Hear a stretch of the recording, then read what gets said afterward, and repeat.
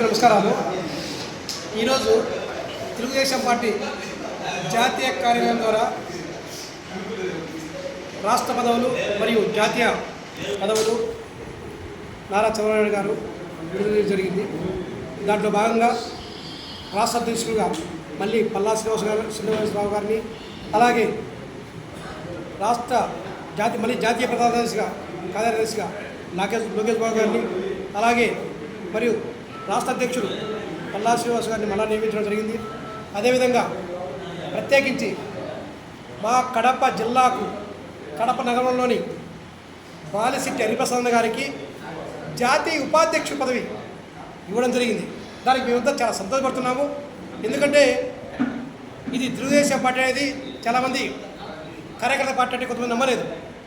దానికి ఉదాహరణ ఈరోజు బాలిశెట్టి హరిప్రసాద్ గారికి ఎక్కడ ఒక కార్యకర్త నుంచి ఈరోజు జాతీయ లెవెల్లో అనుభవించుకున్నట్టు ఆయన కష్టం, ఆయన చేసిన కృషి, ఆయన చేసిన పార్టీకి చేసిన అన్నీ చూసిన విధానంగానే ఈ పదవి ఇవ్వడం జరిగింది అధినాయకుడు.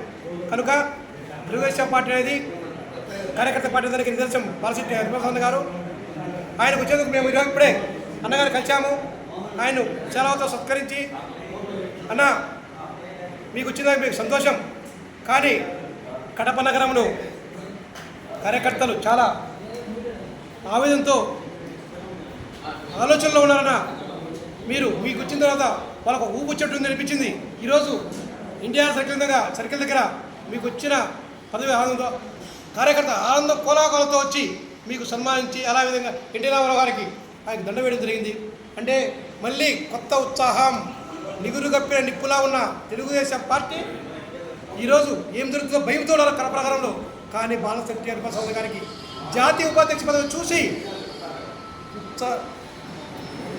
ఉత్సాహంతో కార్యకర్తలు ఈరోజు అన్నగారు ఆఫీస్ చుట్టూ కావచ్చు, ఆఫీసు నిండా కావచ్చు, ఇండియా సర్కిల్లో కావచ్చు, ఈరోజు కోలాహలం జరగడం చాలా సంతోషంగా మేము భావిస్తున్నాము.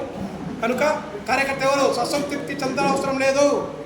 తెలుగుదేశం పార్టీ ఇప్పుడు కొద్దిగా టైం పడవచ్చు, కానీ కార్యకర్త పార్టీ కాబట్టి చాలామంది కూడా బాధపడుతున్నారు. కొంతమంది మనోవేదన పడుతున్నారు. మా మిత్రుడు 47 ఇన్ఛార్జి ఆయన పార్టీ కోసం చాలా కష్టపడ్డాడు. పార్టీని ఉద్యోగానికి కూడా తనగా అంగనాలు కూడా ఉన్నాయి బాబు.